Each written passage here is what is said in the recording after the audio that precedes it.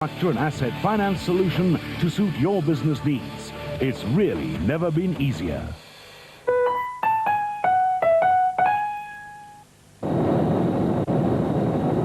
The Toyota 1000 Desert Race can arguably lay claim to being the toughest race in the ABSA Off-Road Championship and presents crews with many challenges. Thick sand, rocky outcrops and dense bush, especially after recent unseasonable rainfall, will take its toll on man, machine and tyres.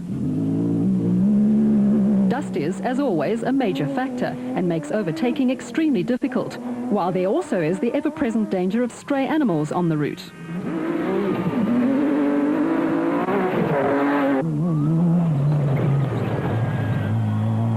We've had a new race organizer appointed and we found over 300 kilometers of new racing section, and I guess from a competitor's point of view, probably the biggest change is that we've moved the overnight stop from the old out in the country sort of idea, and we've moved it back to Gaborone. We're using the Gaborone Motor Club. That is for two reasons. One, to improve the security, but two, to accommodate both Toyota South Africa's request and the government of Botswana's request to involve more spectators and to make the race spectator friendly. So from a club perspective, that's what we've done, and we're looking forward to having two loops of 500 kilometers over good country. It's going to be a race of attrition over 1,000 kilometers of good Botswana desert.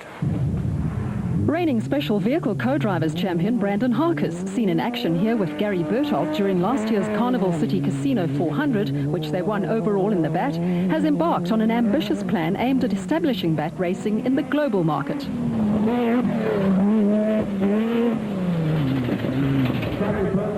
32-year-old Harkis built the first BAT chassis in 2001, and since then 14 vehicles have been built for domestic competition and 3 for use in the FIA World Cross Country Rally Championship and Dakar.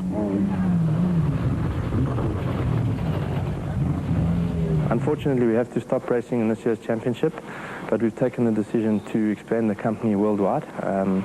First of all, we'll be starting up in UAE, hopefully towards the end of the year, with recreational vehicles as well as racing cars.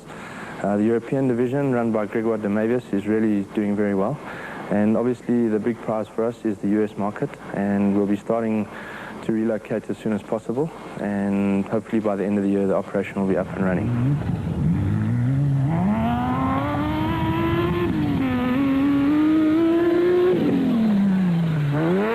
First of all, like I said, we had to stop our plans for this year's racing in South Africa, which is quite sad, especially with some of the really nice races coming up in the desert and the rebirth of the Roof of Africa. Towards the end of the year, we hope to be up and running in the US with a single-seater, 500 horsepower, 5-speed sequential with a torque converter, which is the way that Americans are happy with. It's a lot of power. The racing is extremely exciting. It's very difficult. It's very expensive. Plus, we have planned to do the Dakar for this year, which is the big prize for me. Janelle de Villiers' hopes of winning the Toyota 1000 Desert Race suffered a major setback last week when the former production vehicle champion and winner of last year's Morocco Rally took a tumble while training on his mountain bike and broke a bone in his right elbow. The Stellenbosch-based star has been using the same training route for 15 years, but on his last outing he clipped a rock, and of course the rest is now history.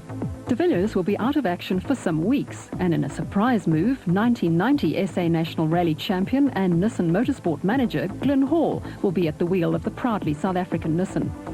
Well, we looked at the various options, and a little pressure from the guys in the workshop actually made me think more seriously about it, but I really, deep down, I think I'd like to find out how fast the guys are going, see if I can still drive maybe, and hopefully do a good job for Nissan, get some manufacturer's points, and maybe help the other guys out if they need some assistance along the way. Well, it was 12 years ago, the last time I was behind the wheel in anger, as it were, so hopefully I can remember what to do. And we've got Francois alongside me, so I suppose he'll give me a bit of a G-up on the way. But I hope it's like riding a bike. I think it is. Occasionally I go and test the cars when we go to Durotech, and you feel the adrenaline start to creep back in again. So maybe that's going to be more of an issue, is keeping that under control and keeping a level head. Driving for at least 5 hours on each day of the Toyota 1000 demands fitness. Well, we only made the decision yesterday, so I suppose I've got to give some pretty serious thought to that. It's a long way, 1,000 kilometres.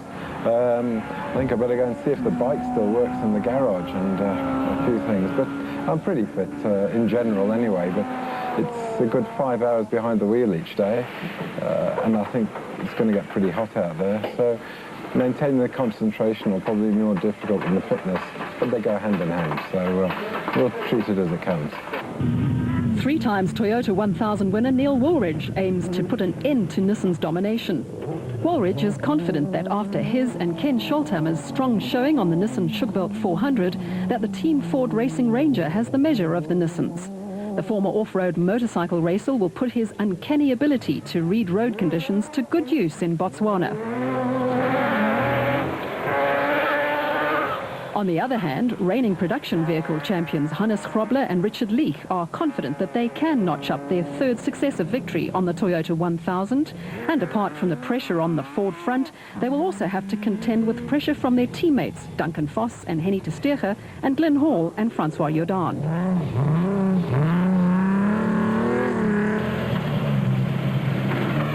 Toyota's challenge will come from reigning Class E champions Mark Cronje and Chris Birkin in the Castrol Hilux, who are currently 6th in the Production Vehicle Championship, and from Paolo Piazzamusso and Rod Herring in an identical Class D vehicle, while Team Ford Racing will rely on Manfred Schroeder and Jack Peckham to challenge for the Class D win. Nissan's main contenders in Class D will be Alfie Cox and Ralph Pitchford in the Arnold Schatz Cars Nissan Hardbody, which has been completely rebuilt, and the 3-car gearbox services team, spearheaded by Hein Grobler and Gerard Prinsloo.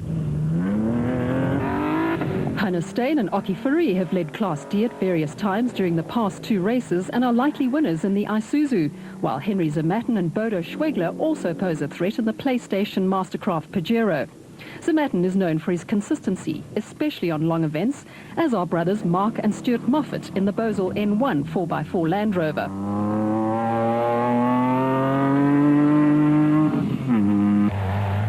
All eyes will be on Hugo and Jaap de Bruyn in the Class E Castrol Toyota Hilux. They've produced giant-killing performances this year and are 4th in the Production Vehicle Championship. Husband and wife Niels and Zelda van der Walt have had 2 runner-up finishes in the Nissan Hardbody this season, which makes them a threat. While last year's Class E winners, brothers Yuri and Andre Duplessis, have the vehicle and the ability to pull off another class win in the BB Auto Nissan. Ford's development team of Bapi Rapaloosa and Kulili Fakalisa surprised all by finishing 3rd in the first 2 races, and with mentor Woolridge's guidance, they could well produce a shock win, as could Zane Pierce and Henny Vosloo, and rookie Gavin Cronje and veteran Robin Houghton in their Castrol Toyota Hiluxes.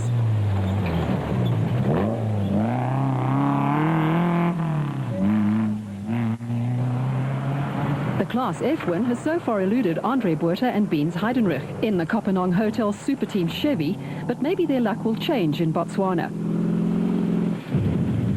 Mark Corbett won the 2000 Toyota 1000 Desert Race and is the favourite to win in the Century Property Development's bat.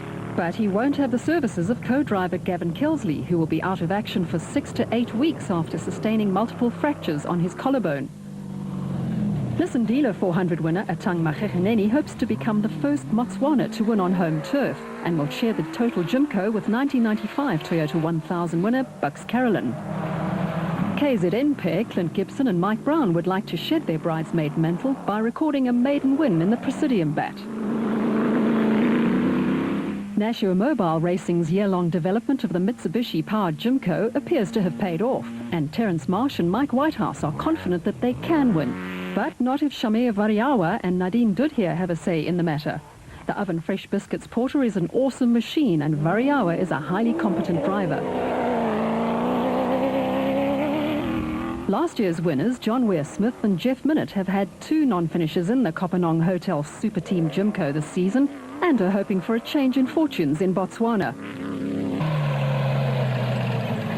1990 and 1994 Toyota 1000 winners Richard Schilling and Rob the Dog Walk will be going for the Class S win in the Plastotech Raceco and stand an outside chance of overall victory, as do Nardis Alberts and Colin Hunter in the Rapsa Raceco, in which Greg Dowse won the event in 2002. Archie Rutherford previously navigated for Greg Dowse, but is now behind the wheel of the Devco Africa Raceco, previously raced by Frikkie Botha. Off-road bikers Nick Goslar and Warren Bowie generally maintain a steady pace in the Kopanong Hotel Super Team Raceco, while their rivals race themselves into retirement, and they then pick up the spoils at the finish. Class B Championship leaders Audrey Roots and Dion de Kock finished third overall in the Nissan Dealer 400 and proved that an underpowered but nimble vehicle like their global DAD WPP is a match for the more powerful Class A and S vehicles. They can expect to come under huge pressure from Marcus Taylor and Mark de Chalane in the GRE and Ernest Corbett and son-in-law Warren Goosen in the Century Property Development Spat. Reigning Special Vehicle Drivers Champion Giel Nel finished 9th in the Western Cape and retired in KwaZulu-Natal, so will be looking to redeem himself on the Toyota 1000. Nel's reputation for consistency will place him in good stead in Botswana. In the context of professional golf, the Order of Merit for the Toyota 1000 Desert Race, round 3 of the ABSA Off-Road Championship, is dominated by 12 drivers and co-drivers who currently participate in the championship, with some like Hannes Grobler recording their first victories in the 1980s. The list reads like a who's who of South African off-road racing, and not surprisingly, the majority are in their late 40s, with some even in their 50s. Between them, they have won the event 17 times.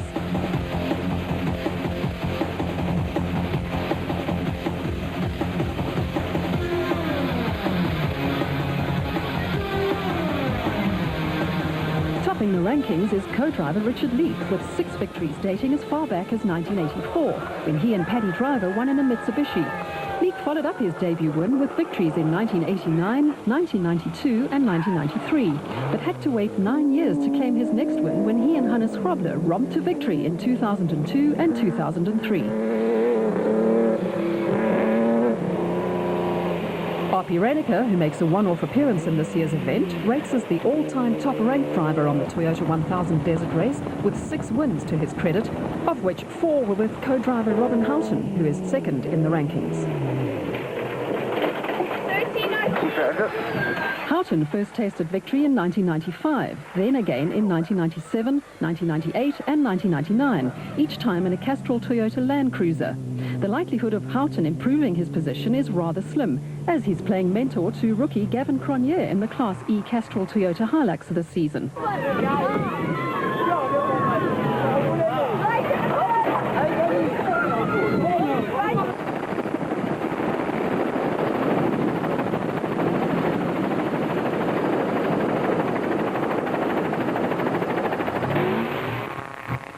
Two drivers, Hannes Grobler and Neil Woolridge, share third spot. Grobler first won in 1986 in a Nissan Safari with co-driver Pete Swanepoel, who will be clerk of the course in this year's Toyota 1000 Desert Race, and then had to wait 16 years before picking up another win. He and Richard Leek scored back-to-back victories in 2002 and 2003 in the Nissan Hardbody. Neil Woolridge has won in 3 different vehicles. In 1996, he and Paul Vermaak won in the locally developed Nissan Sani. Then in 2000, he and co-driver Ken Schulthammer won in the Mitsubishi Pajero. And in 2001, in a Ford Ranger. Grobler and Leek and Woolridge and Schulthammer have what it takes to win in Botswana, and it'll be interesting to see which of these crews improve their ranking. 7 drivers and co-drivers each have 1 victory under their belts. Richard Schilling won in 1990 when he and Fred Levesque took the overall win in the Chenoweth. Schilling and stand-in co-driver Rob Walk, who won the event in 1994, will be in action in the Class S Plastotech Raceco and stand an outside chance of victory if some of the more fancied Class A crews fall by the wayside. Arch rival Bux Carolyn won as a co-driver in 1995 when he and brother Richard powered the lubrication equipment Raceco to victory in the special vehicle category. Carolyn has joined the ranks of the Kopanong Hotel Super Team and will be campaigning a Class A Raceco BMW for the rest of the season.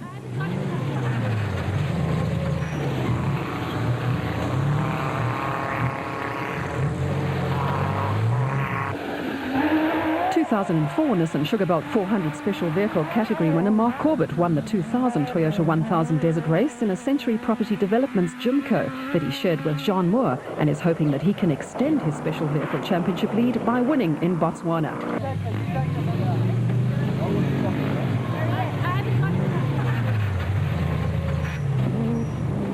The latest additions to the Order of Merit are John Ware-Smith and Jeff Minnett, who stormed from behind to win the Special Vehicle category in the O'Hagan's Kopanong Hotel Super Team Jimco in 2003.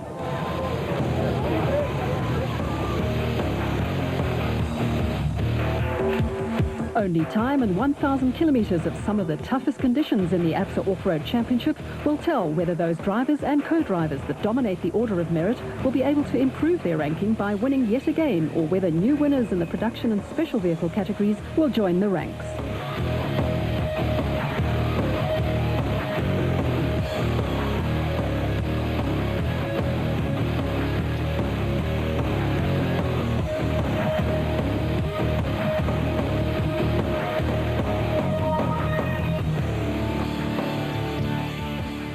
The South